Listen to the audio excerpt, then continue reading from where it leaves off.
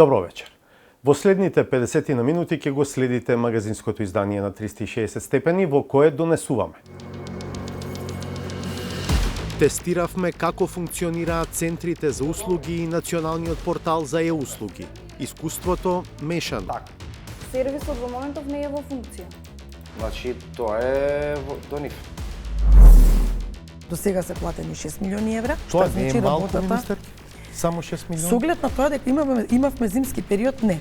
Зимата помина и пролетта, дојде јули, а ние се обидуваме самите да провериме колку пари се потрошени од 325 милиони евра што владата се фали дека ги обезбедила за општините. Во Северна Македонија, Македонската православна црква ги предводеше протестите во јуни 2023 година против законите за родова еднаквост и матична евиденција, при што многу од демонстрантите се документирани како приврзаници на руски мрежи. Европски извештај за антиродовите трендови. Од МПЦ одговараат, предводевме мирен протест. Ниту сме биле вклучени, ниту има потреба да создаваме паралелни граѓански структури. Тоа што оваа деловна трансакција се случува речиси паралелно со заедничкиот настап на овие две фирми и добивањето државен тендер, не е единствената причина поради која има јавен интерес во овој случај. На предметната локација постои иницијатива за ГУП, за промена на ГУП. Почнуваме.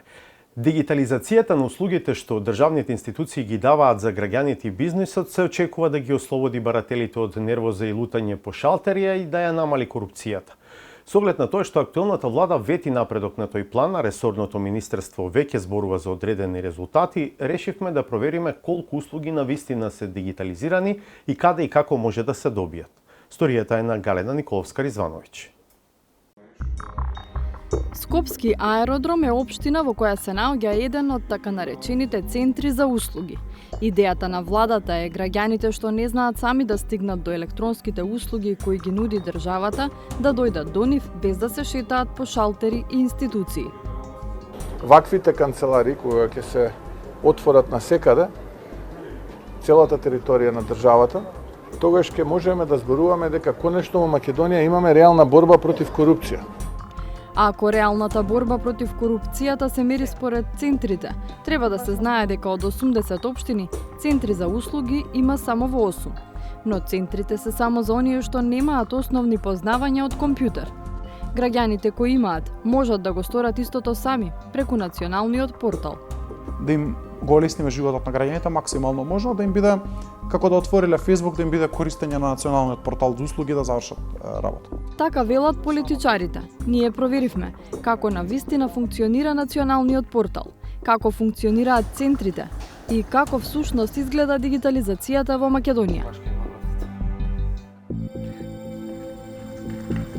Рурална општина со околу 9000 жители. Јагуновце е едно од местата каде што Министерството за дигитална трансформација има отворено центар за услуги. Има еден вработен кај кого граѓаните поднесуваат барања за различни документи. 7 месеци по отворањето, обработени се околу 400 барања. Во просек, по тројца граѓани дневно го посетуваат центарот за да побараат некоја услуга. Тука највеќе се даваат за стаж, М1, М2, неосудувано со основните судови, дали има исто забрана во Централен регистар на население прекршочна санкција. Тоа што најчесто го бараат другите, посакавме да го добиеме и ние. Согласно насоките, прво потпишавме договор за користење на личните податоци со службеното лице. За старт, побаравме потврда дека не се води кривична постапка против нас. Добивме одговор дека барањето е испратено до надлежната институција, во нашиот случај, Основниот кривичен суд Скопје. А додека го чекавме тој документ, поднесовме друго барање. Од Агенцијата за вработување побаравме пријава, односно одјава за задолжително социјално осигурување или народски кажано М1, М2 образец. Но и овде има проблем? Не знам, сега се чекам. Во ваква ситуација претежно се јавуваме во Скопје, прачаме тикет на супорт систем или претежно се јавуваме директно до човекот, мислам до раководител на нашиот сектор и автоматски да се испрати до институцијата. По неколку неуспешни обиди со предходните, се обидовме да искористиме уште една услуга – замена на лична карта.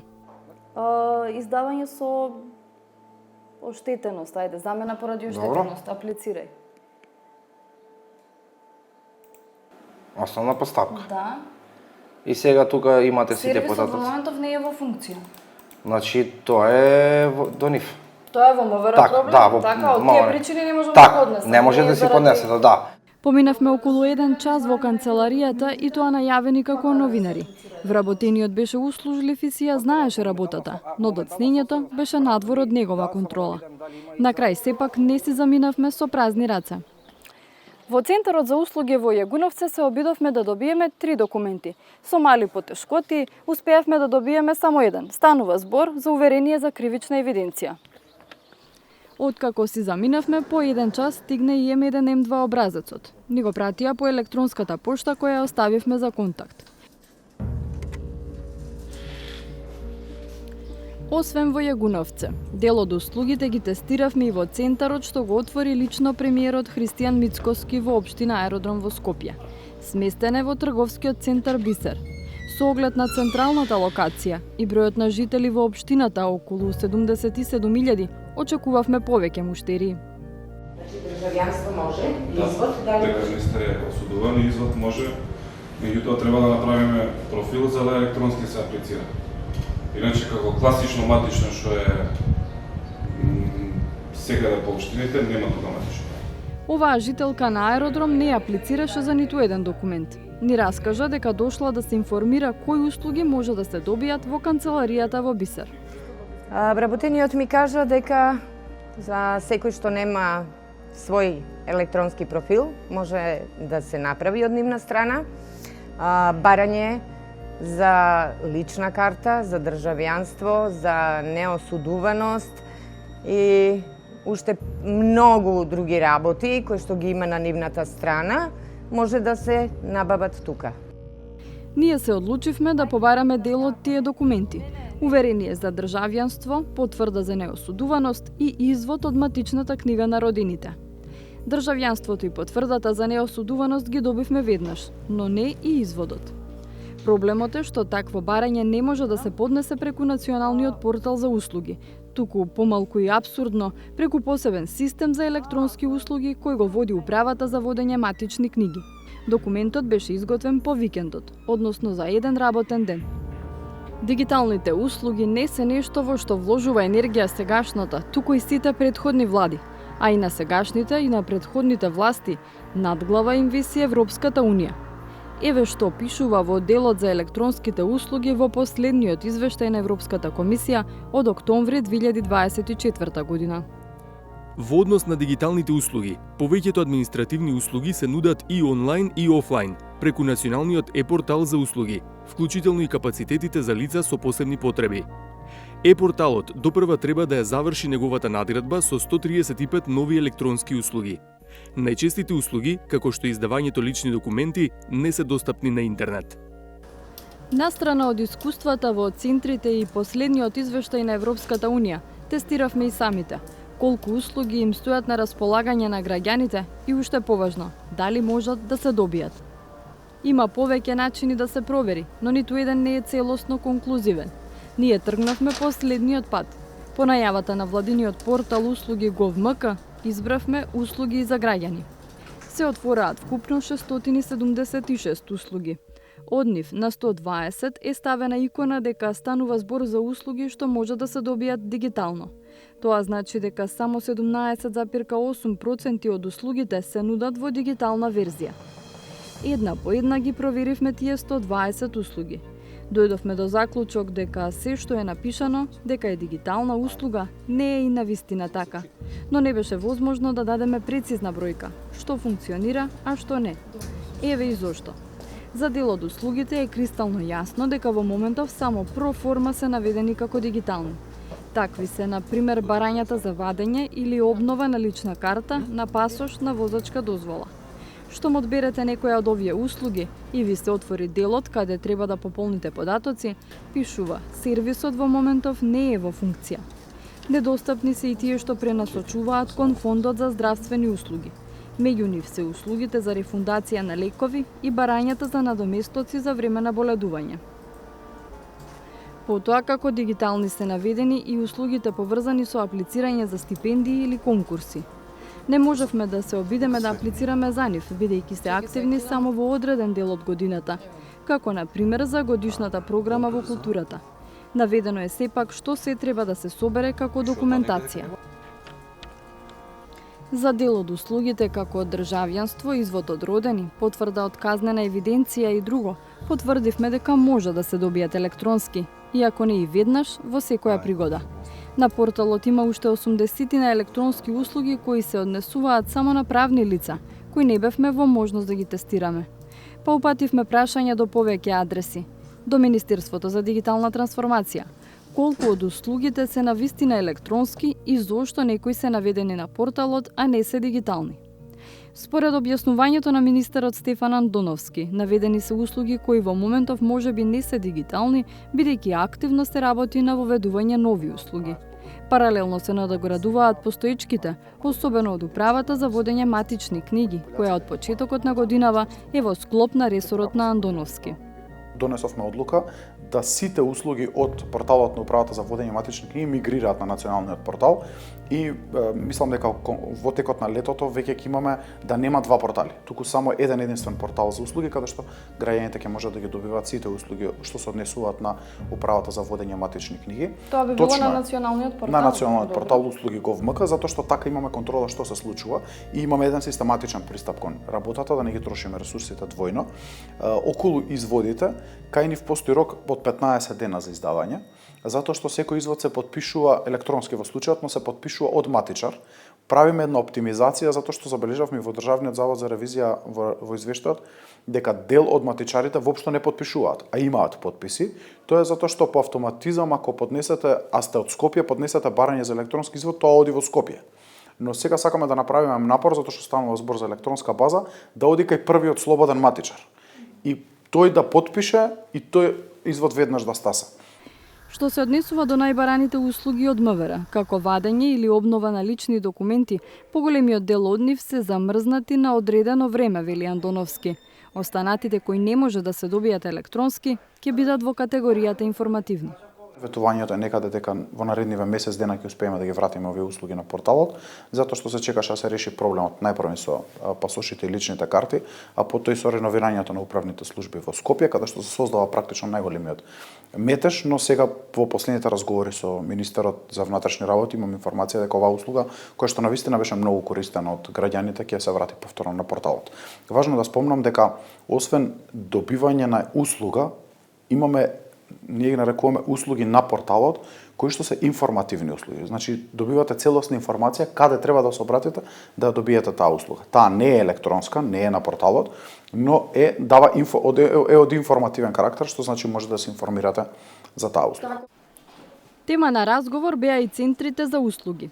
Соочен со фактот дека во нив речиси и да нема граѓани кои се обраќаат за помош, тој вели дека не е се во бројките. Не секогаш фреквенцијата на луѓе, бројката на луѓе кои што добиваат услуга е најважен, е важен секако, но многу поважно за мене дека сме помогнале на граѓани кои што немаат пристап, немаат интернет дома, немаат лаптоп, немаат компјутер, немаат печатач, не можат да испечатат некој документ, тоа да го направиме ние за нив и да им помогнеме малку и во едукација. Околу потешкотиите секако постојат. Тие се или од техничка природа може да се појават недостаток на интернет или немање струја во моментот во некој од објектите, но направивме напори и се подобри и подобри се техничките можности во центрите и мислам дека ќе постигнат одлични резултати. На прашањата зошто граѓаните не можат да ги добијат услугите кои би требало да се електронски, објаснување добивме и од Фондот за здравствено осигурување. Системот, велат од таму, функционирал за фирмите. За физичките лица се работело на надминување на техничко-системските ограничувања. Дигитализацијата на административните постапки ја третираме како стратешки приоритет и во таа насока во тек е интеграција на нов систем за автентикација и електронска идентификација, во согласно со стандардите на e-управа, кој ќе овозможи побрз, посигурен и покориснички ориентиран пристап до услугите. Од МВР пак велат дека со електронските услуги кои се во нивна надлежност нема никаков проблем, иако се уверивме и самите, а потврда добивме и од министерот Андоновски. Услугите во собственост на МВР кои се поставени на националниот портал функционираат во целост. Досега до нас не стасале поплаки од граѓаните во однос на некои од услугите. Но веднаш потоа во одговорот појаснуваат. Доколку вашето прашање се однесува исклучиво на дел од услугите за закажување термини за сликање за лични документи со така наречено подготвување на електронско барање, а кое за цел треба да има намалено време за чекање, пополнување податоци од страна на граѓаните и кое согласно дигитализацијата во суштина треба да ја намали употребата на хартијата во работните процеси, должни сме да ве информираме дека за тие услуги што се изработени и поставени на начин како што функционирале, Министерството утврди дека истите создале дополнителен хаос и неред во процесот на прием и обработка на барања, особено изминатата година, зашто пак сведочат стотина поплаки од граѓаните доставени до нашите адреси за контакт. Минатата година МВР воведе дополнително електронско закажување преку сопствениот веб-сајт, преку кој досега се реализирани околу 90.000 барања на граѓаните без дополнителен трошок. Дел од канцеларија, дел од дома. Податоците на порталот покажуваат дека во последните 30 дена се поднесени околу 6300 барања за услуги. Очекувањата се тие да се зголемуваат, особено со употреба на мобилната апликација која освен што ќе служи како дигитален паричник, се очекува да ги содржи и услугите кои сега се достапни на порталот. Дали, кога и кои услуги граѓаните ќе ги добијат и електронски, како што кажавме, надгледува Европската Унија. Не само затоа што дигитализацијата е важна за пристапниот процес, туку затоа што Брисел дава пари за неа. Дел од дигитализацијата на услугите за граѓаните е поддржана со ИПА фондови, а во реформската агенда од планот за раст се одвоени околу 67,5 милиони евра, ако земјава ги исполни ветувањата од областа на дигитализацијата на кои самата се обврза.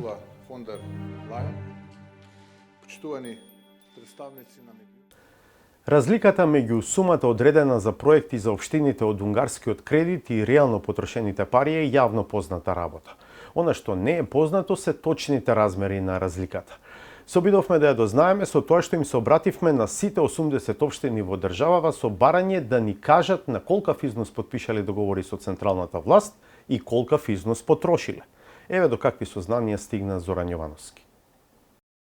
Почитувани представници на медиумите, Се уште е свеж отчетот на министерот за локална самоуправа Златко Перински за парите што ги обезбеди владата за проекти за општините.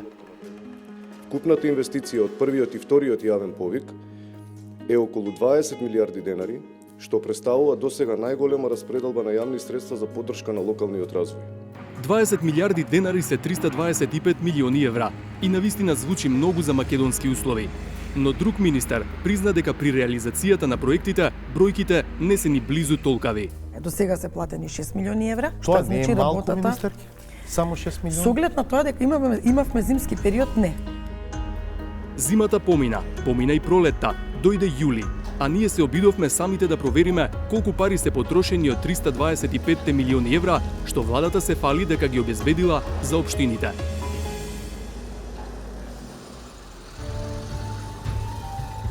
По првиот повик на владата, кон крајот на 2024 година, на општина Егуновци биле одобрени 390.000 евра за 4 инфраструктурни проекти, најмногу локални патишта. Еден од нив ги поврзува селата Туденце и Сиричино. Изградбата е во целост завршена, а процедурата траела околу 7 месеци. Но оваа општина нема повлечено ниту денар од владините пари. Градоначалникот вели дека пракса на општината е да плаќа откако ќе се заврши нарачаната работа.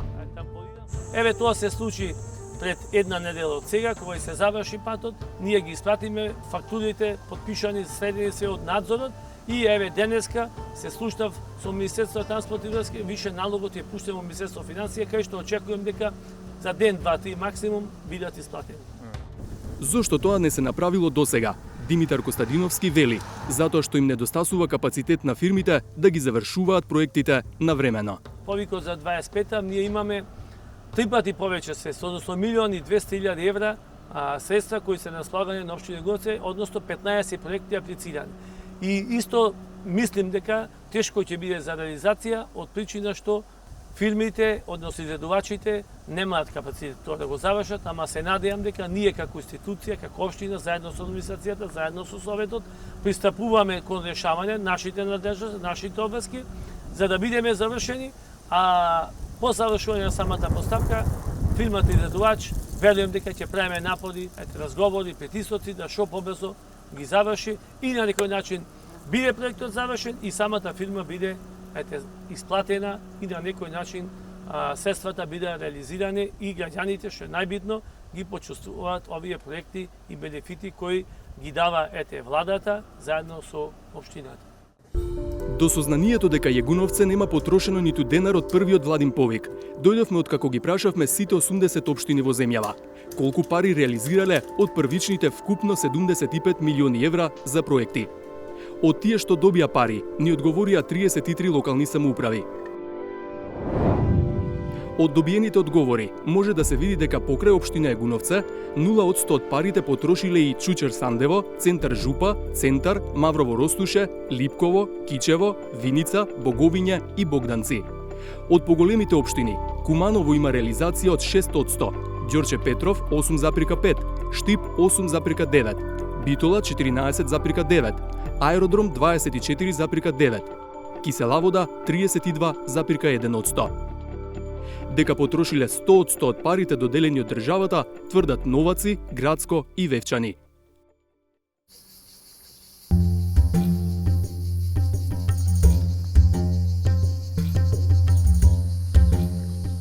Па го посетивме Градско, барајќи одговор пред се на едно прашање: како успеле да ги потрошат сите пари за разлика од други локални самоуправи. Предноста наша беше тоа што имавме ние готови проекти веќе изработено, самиот повик ни дојде како еден вид добре дојде на целата ситуација, аплициравме веднаш, средствата ни беа доделени, некаде започнавме со изградба на самата улица, како да кажам, свечено на денот на општината на 16 декември, сакавме да го обележиме денот со почеток на работна активност, а завршните активности беа на 5 март.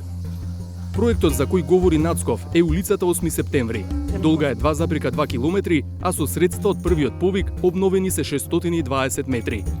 Владата ни обезбеди финансиски средства во висина од 8,5 милиони денари, ние дополнивме со уште 2,5 милиони денари од нашиот собствен буџет и некаде се вкупно инвестицијата чинеше околу 11,3 милиони денари.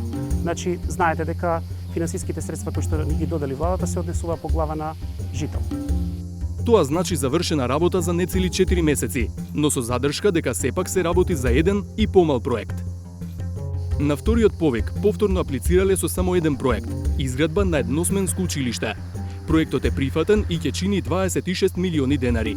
А градоначалникот и во овој случај е оптимист. Очекувам набрзо да не бидеме повикани да го подпишеме договорот и да започнеме веднаш со работа и ако можеме, здравје Боже, од второ полугодие сите деца да ги учат во една смена. Од преписката со општините, дојдовме и до одговорот на прашањето кое си го поставувавме на почетокот на оваа сторија. На општините од кои ни стигна одговор, при првиот повик во ноември лани им биле доделени вкупно 30 милиони и 30.000 евра. 7 месеци подоцна или до крајот на јуни годинава, истите општини успеле да повлечат само 5 милиони и 10.000 евра. Во проценти, тоа е реализација од само 16,7%. Министерот за локална самоуправа Златко Перински потврди дека пресметките од нашиот примерок на општини речиси се совпаѓа со националниот просек. На ниво на сите општини, вели тој, реализацијата е околу 18%. Но не се согласува дека работите на терен одат бавно. Тоа е така заради тоа што најголем дел од проектите кои што се веќе завршени се оние проекти кои што се помали. Вие знаете дека постапката за избор на изведувач во многу зависи, се зборам временски, од вредноста на проектот. Помалите проекти многу побрзо можете да завршите постапката версус поголемите проекти. Тоа е првиот аргумент. Вториот аргумент е самата изведба. Помалите проекти физички за многу пократко време може да ги сработите на терен, отколку поголемите каде што се и носители или клучни за да си процентот на искористеност на средства биде поголем. Така да имаше и одредени предизвици во дел на градежни компании. Ова се околу 1200 градилишта и навистина е голем предизвик за македонските градежни компании да одговорат на ова побарување.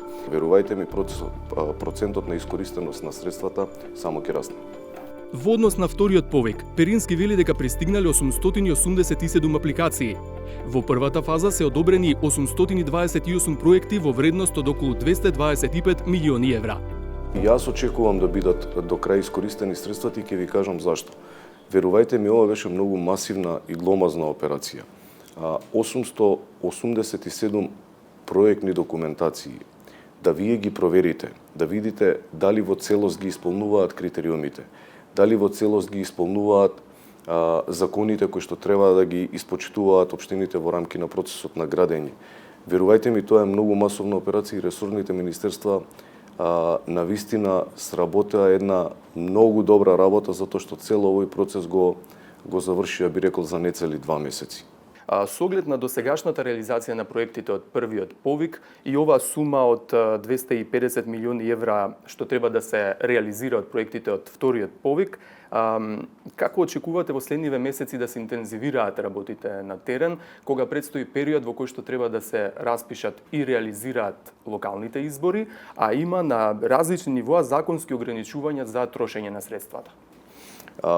Точно е така, самиот факт што оваа година е изборна година, можеби ќе биде дополнителен предизвик во имплементација и трошење на овие средства, но доколку општините после ребалансот кој што очекуваме некаде да заврши до 20 овој месец, ги исклуча договорите со ресорните министерства и веднаш направат ребаланси на своите општински буџети, истите проекти ги препознаат во нивниот план за јавни набавки пред распишување на локалните избори, тогаш истите локални самоуправи немаат пречка да ги имплементираат овие проекти додека изборите траат. А останатите што нема да потпишат, што нема да го направат ова? Тогаш тие ќе мора да го почекаат завршувањето на локалните избори, бидејќи тоа се законски одредби и тука ние не можеме да влијаеме. Иако има посебни правила на игра, очекувањата на министерот се индикација дека општинските проекти со владините пари ќе се интензивираат токму за време на изборите. А досега, сумирано, општините успеале да потрошат се на се 13 милиони евра, од вкупно 325, колку што владата вели дека одвоила за нив. Во извештај за антиродовите трендови презентиран во Европскиот парламент, првпат се спомнува и земјава. И тоа со протестот организиран од црквата во јуни 2023 против законите за родова еднаквост и матична евиденција. Во документот притоа се наведува дека многу од демонстрантите се документирани како луѓе со врски со руски мрежи. Прашавме за коментар во МПЦ, од каде велат дека предводеле мирен протест и дека црквата ниту била вклучена, ниту има некаква потреба да создава паралелни граѓански структури. За наводите во извештајот, за став се обративме и до неголемите политички партии. Владко Чаловски. Сала во Европскиот парламент, говорници и банери на 4 политички групации, меѓу кои и на десно-центристичката Европска народна партија. Доволно за да се разбере дека темата на разговор ја има поддршката на умерена Европа и од левата и од десната страна на политичкиот спектар. We meet today at the critical time. Across Europe, anti-gender actors are gaining strength, not only in discourse, but in influence, funding and political reach. These reports give us the facts we need to respond. Целото име на извештајот е следниот бран како религиозниот екстремизам ја враќа силата. Публикацијата сушност е истражување за потеклото, агендата и финансирањето на антиродовите трендови во периодот од 2019 до 2023 година. Главниот заклучок е: од 2019 до 2023 година вкупно 1,18 милиарди американски долари биле насочени кон 275 организации вклучени во антиродови иницијативи во Европа. 5 земји со најголемо антиродово финансирање се Унгарија 172,2 милиони американски долари, Франција 165,7 милиони американски долари, Велика Британија со 156 милиони американски долари, Полска 90,7 милиони американски долари и Шпанија со 66,4 милиони американски долари. Најважниот дел за земјава е дека Балканот и Македонија првпат се предмет на интерес на еден ваков извештај. Perhaps the most striking development in the religious dimension of anti-gender activism has been the drastic increase in Orthodox Christian social mobilization against what they call gender ideology. And we can see this very well in terms of mobilizations against, on the one hand, ratification of the Istanbul Convention on gender-based violence, and also activism against LGBT pride parades across many countries of Eastern Europe and the Western Balkans. Конкретно, за Македонија, извештајот потенцира еден настан, протестот организиран од црквата во 2023 година. Слични шеми се појавија и во други земји каде мнозинството е православно со цркви поврзани со Москва. Во Северна Македонија, Македонската православна црква ги предводеше протестите во јуни 2023 година против законите за родова еднаквост и матична евиденција, при што многу од демонстрантите се документирани како приврзаници на руски мрежи. Се обративме за коментар до Македонската православна црква Охридска архиепископија. Познато е дека МПЦ-ОА пред 2 години на мирен собир организиран во дворот на соборниот храм Свети Климент Охридски во Скопје, јавно го искажа своето несогласување со содржината на предлог законите за матична евиденција и родова еднаквост. Тоа се заснова на ставот на православната црковна доктрина која е транспарентна по горе споменатите прашања, заради што црквата, ваквиот став, отворено го споделува и го актуализира. МПЦ-ОА не учествува во нетранспарентни активности со други организации. На генералните заклучоци од извештајот дека црковните институции учествуваат во градењето на паралелна граѓанска инфраструктура која го симулира гласот на народот, а е водена од идеолошки центри и надворешни интереси, од Македонската православна црква одговараат. Без да ги коментираме наводите од споменатиот извештај, посочуваме дека МПЦ-ОА ниту била вклучена, ниту има некаква потреба да создава паралелни граѓански структури. Во многу покомплексни и потешки историски времиња и предизвици, МПЦ-ОА посведочила дека има одговорност достоинствено и на соодветен начин да го изрази сопствениот став, не само пред својот верен народ, туку и пред сите останати граѓани во македонското општество. Точно е дека Македонската православна црква повика на протестот против законите за матична евиденција и родова еднаквост, но точно е и дека на него, под иконографија, знамиња и поддршка од верски и граѓански групи, беа упатени пораки кои речиси во целост се совпаѓаат со заклучоците наведени во извештајот. Од Асоциацијата за здравствена едукација и истражување ХЕРА сметаат дека протестот не изгледал како да е поттикнат од верски побуди. Тоа е прв пат кај нас црква да протестира. Ние обично мислиме дека црква треба да протестира или да го крене гласот за солидарност, за заедништво, за сплотеност, за социјална обесправеност некаква, но не. Видовме дека црквата и сите други овие антиродови движења кои што во суштина се организации кои што промовираат, се залагаат за забрана на абортус, да речеме, за време на ковид беа против вакцини, против секакви здравствени интервенции, против носење на маски. Тоа се здруженија кои што шират теории на заговор против 5G технологии и така натаму и против ЛГБТ заедницата. Пред 2 години, ако не се лажам, беа поврзани и протерување на еден руски свештеник од Македонија токму, кој што беше најдиректно врзан со овие антиродови движења. Божиновска во дискусијата ја внесува и неодамнешната измена на 3 закони од областа на образованието. Она што како организација го посветочивме и мрежата за заштита од дискриминација и родовата мрежа платформа реагираше, ние прв пат во Македонија во април по брза и скратена постапка имавме носење на 3 закони во образованието без вклучување на младински организации, без вклучување на стручни лица, без широка дебата, по брза постапка, кои што беа иницирани од неколку пратеници, поддржани од мнозинството. Овие закони беа донесени директно под влијание на антиродовите и антидемократските организации и радикални групи кои што постојат во Македонија. Па, кога веќе пратениците бришат термини како род или сексуално образование од закони, а Македонската православна црква не крие дека Светиот Синод повика на протест за земски закони, решивме да направиме мини тест. Имајќи ги предвид и наодите од извештајот следниот бран, составивме неколку прашања и ги пративме до 4 најголеми партии и коалиции. Меѓу нив, дали поддржувате родови политики? Дали има антиродови центри во Македонија? Дали забележувате руско влијание во антиродовите движења? Како гледате на улогата на верските заедници во антиродовите движења? Од ниту една партија не добивме писмен одговор, но од владејачката ВМРО ДПМН и од опозицијската СДСМ добивме соговорници на оваа тема. Антонио Милошовски самиот беше потписник на една од законските измени, со кои по брза постапка се избриша терминот род од корпусот закони од областа на образованието, што беше во спротивност со првичниот предлог кој стигна од Министерството за образование. Да, имаше еден таков предлог што дојде од Министерката за образование. И во првичната верзија дадовме наша поддршка, но сепак имаше многу сериозни реакции од граѓани кои што ни дале легитимитет и поддршка.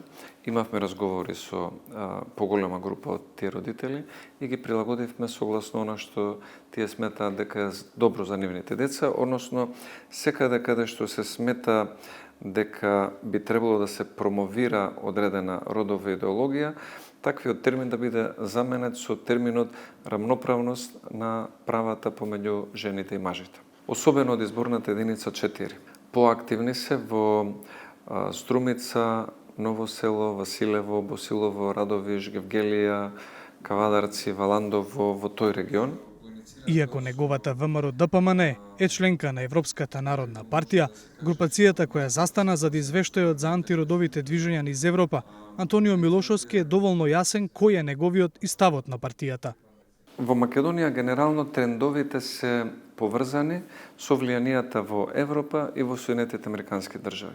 Во Македонија нема сериозен потенцијал за руско влијание како тоа што го има во Грузија, во Молдавија, во Кипар, во Бугарија соседна или не знам која друга држава да ја земам како пример.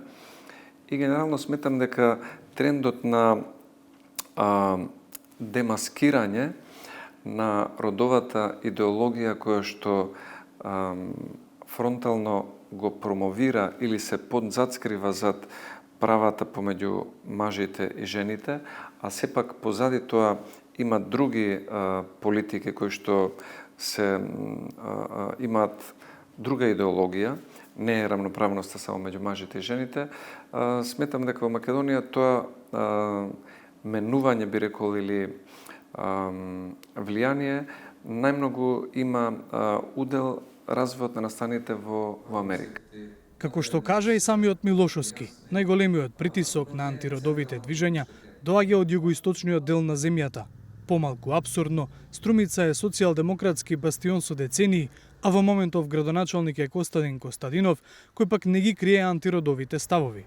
Со оглед дека и други истакнати представници на СДСМ се чинат поблиски до црковните отколку до либералните позиции, седнавме на разговор со заменик председателката на партијата. Фани Карамфилова-Пановска не остави простор нешто да се чита меѓу редови.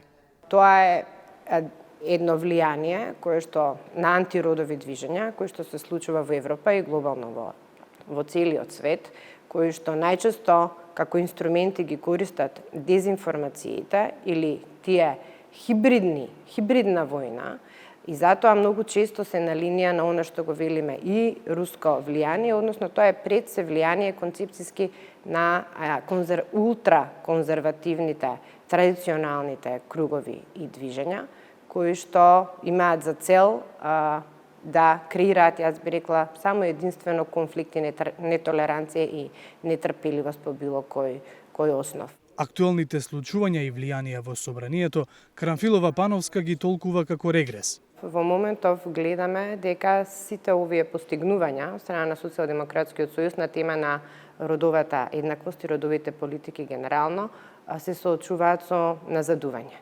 Така и во сетот закони за образование, па така и во изјавите, ако сакате, на премиерот Мицковски, кој што се обидува да наметне една теза дека не станува збор за родова еднаквост или родови политики, туку воведува термин полова идеологија, која што како концепт апсолутно никаде не постои. Родовата еднаквост или родово сензибилизираните политики значат дека тоа е родот е конструкт социјален, за разлика од полот кој што е биолошки конструкт. И ние како партија која што се залага за прогресивни политики, апсолутно сметаме дека нешто каде што државата со сопствените политики направила прогрес во изминатите 20-30 години, не смееме да ги назадуваме.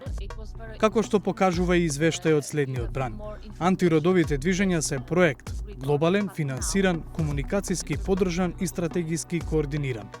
Формата на дејствување има и име – Чонгос, кованица од кратенките од зборовите црква и невладина организација на англиски јазик. Парламентарните групи од различни идеолошки страни се обединија околу пораката овие структури немаат место во институциите. Кој курс го фаќа земјава се уште е нејасно.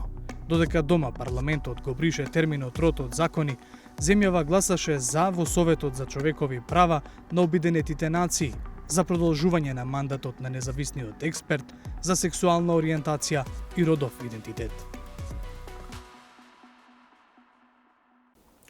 Тендерите за ископ на јаглен и јаловина во рек Битола се една од темите што ги следиме во континуитет. Последно го анализиравме договорот што во април го доби релативно малата топлина од Охридско подморје.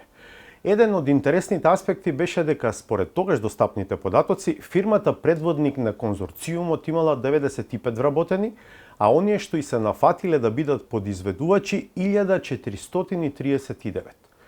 Меѓу подизведувачите беше и домашниот градежен гигант Гранит. Во меѓувреме дојдовме до сознание дека 3 недели по потпишувањето на договорот за ископ на јаглен во рек Битола, Гранит и продал на топлина атрактивна парцела во Охрид. Градоначалникот вели дека има и иницијатива за промена на намената на тоа земјиште. Александар Димитриевски. Топлина е името на компанијата од Охридско подмолје која пролетоска го доби еден од најголемите тендери во државата за ископ на јаглен и јаловина во рек Битола. Одговорот на прашањето како фирма со годишни приходи од околу 13 милиони евра дојде до тендер кој може да достигне 25 милиони. Ево тоа што има подизведувачи. Меѓу нив и Гранит. Остана дилемата зошто домашниот гигант не се пријавил сам на тендерот, туку одлучил да биде помошна фирма со 10 пати помалку вработени. Сега дојдовме до сознанија за нова соработка меѓу партнерите во рек Битола. Охриѓани го викаат полигон, а за туристите тој е само уште еден од паркинзите во градот. Но парцелите со број 15.561 дел 1 и 15.547 дел 20, кои се водат под катастарската општина Охрид 3, имаат и тоа како поголем потенцијал. На хартија, до неодамна, парцелата со број 15.561 дел 1 со вкупни 7.655 метри квадратни и 54 метри квадратни од соседната парцела 15.547 дел 20 биле во собственост на Гранит.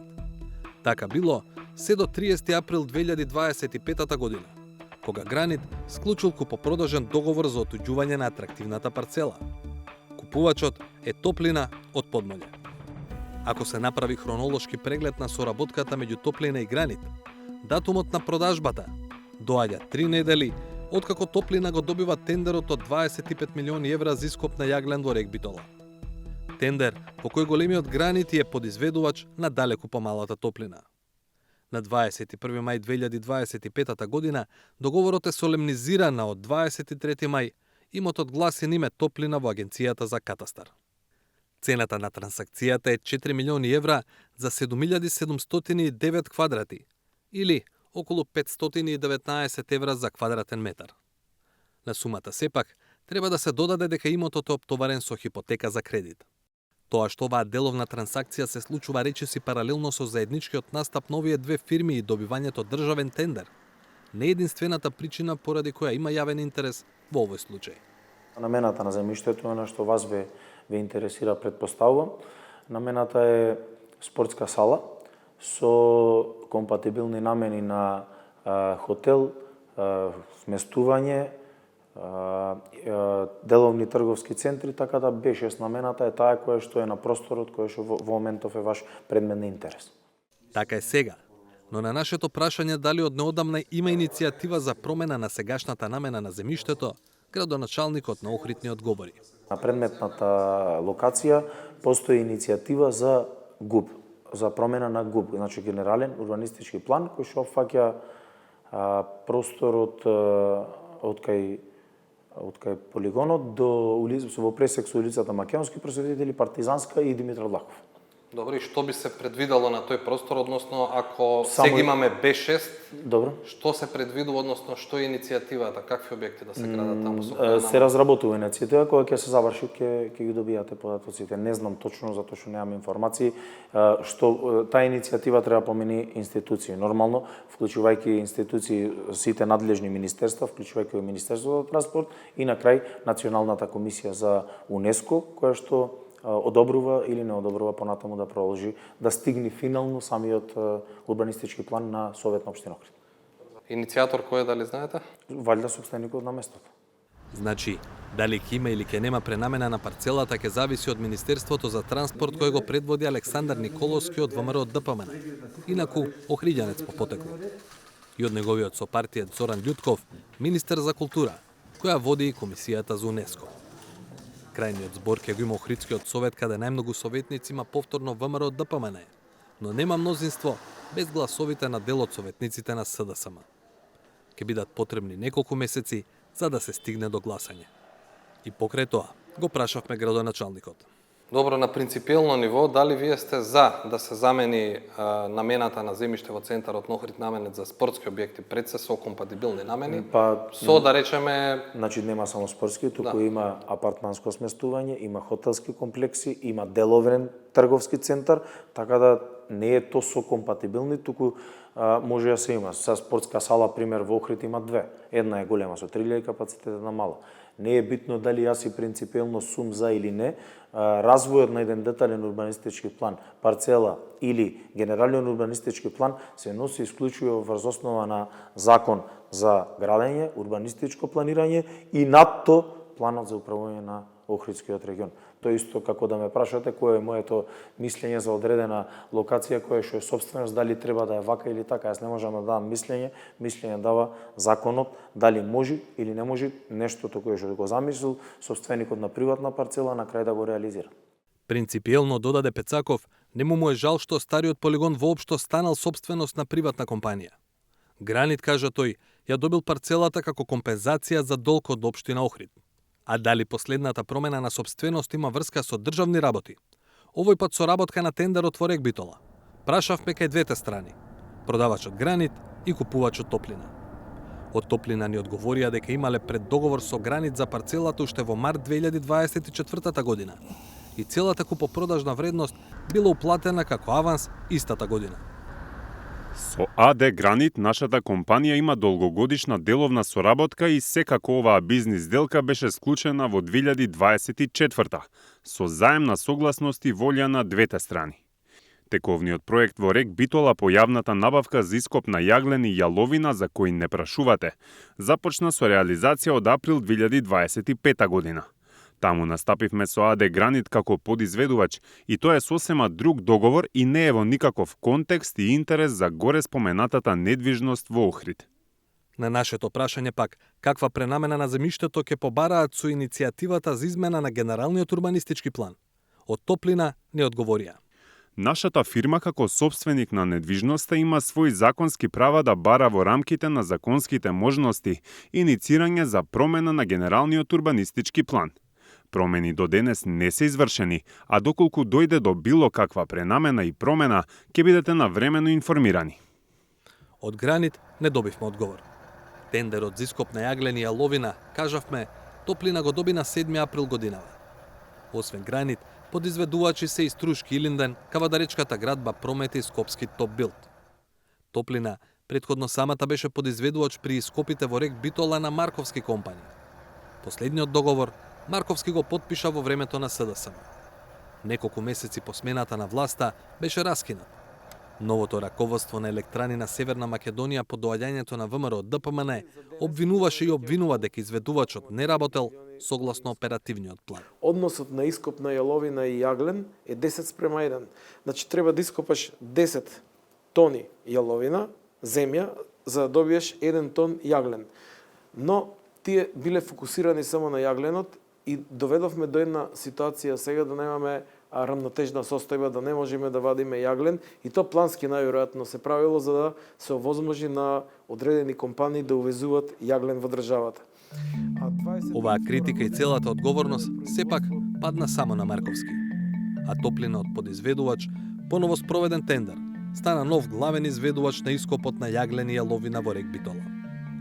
Не само затоа што го доби државниот тендер, а потоа купи атрактивна парцела во центарот на Охрид. Топлина веќе почнала да гради една, а има купено земјиште и за други стамбени згради на дел од поранешниот расадник на Охридски градинар. Таму продавачи се физички лица кои го добиле земјиштето со денационализација. Деталниот план предвидува згради, според Пецаков, уште од 2011 година. Најголемата брана дека развојот што се случува и ќе се случи во Охрид е одржлив е планот за управување со Охридскиот регион. Тој забранува високи згради и во Охрид и во Струга, особено во зоните во или до старите градски јадра. И во ова издание финалето е за саботажата.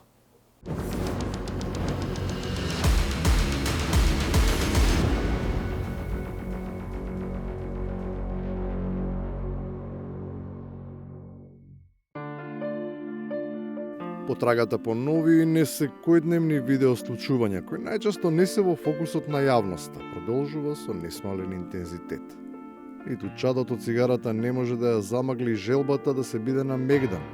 А никој тоа да не го очекува. Ја мислам, па никој не гледа, Се гледа не затоа што некој воопшто и се обидува да се скрие, туку затоа што кај секого може да се најде точка на топење, која како бран ги isfrла фалбата и тајната желба за малку публицитет во комбинација со екзибиционизам. Имаме маџи, имаме жени, мислам девојчиња, неле. Има што да покажеме ние. Ние сме богата држава. Има надарени. И јас сум од тие ден на надарените, ама стар сам, ја више не можам. Немаме само луѓе, туку и природа на која може и треба да и се завидува. На секој чекор се нудаде вистински откровенија за кои на скромен начин придонесуваме да добијат адекватна промоција. Чудо или природен феномен? Форма на куче појавено на стебло од исечено дрво во атерот на карбинското село Радањ. Ја, например, ке мене виде цар, царица Елена и цар Костадин. Ке мене, на дрвот. Чено тоа беше од есик. На нашите дрва не сме забележале такви феномени, но знаеме да користиме високопрофилни анализи за светските случувања. И наместо да не пофалат дека ги шириме нивните согледувања и ги доближуваме до пошироката публика, тие многу ни се лутат. Со тоа дечките, нема да им кажам емисијата, нема да ги рекламирам, дечките квази новинари, аматери, се подбиваат и на авторот, ни на овие две емисии, мојата маленгост, нити пак на хегемонот кој што ги подбуцнуваше сириските вооружени сили во походот кон рушење на режимот или власта на Башар ал-Асад, они се подсмеваат на судбината на сирискиот народ. И за разлика од овие високопрофилни експерти, ама лутковци, има и такви на кои не само што не им пречи, туку и би сакале да бидат присутни, поотворено праќаат безусловна покана за учество. Ако Божан вика, ако ве немал саботажа, шо? Unsubscribe, ако не немал саботажа. Сречко тука сме. И на крајот, за тоа до кај сме стигнале. Спомна саботажата на Сречко Поповски, мислам, на 360. Интересно ми е од каде или има луѓе кои следат и се замараат во живо што се случува на седниците и јака му психичка стабилност да изгледа една седница на совет, да кажеме, во Куманово, во Кавадарци, кај вас, тоа ми е шо. Ако сакате, можете и добре дојдени сте. Ако не, ние самите, само поради вас гледачите, дури и по цена на сериозно нарушена психичка состојба, продолжуваме да се замараме. И ја мислам, па никој не гледа, Ве поздравувам на крајот на последното издание на 360 степени во оваа телевизиска сезона. Ви посакувам убаво лето. Ке се видиме повторно на истата оваа фреквенција на МРТ1 од септември. Пријатно.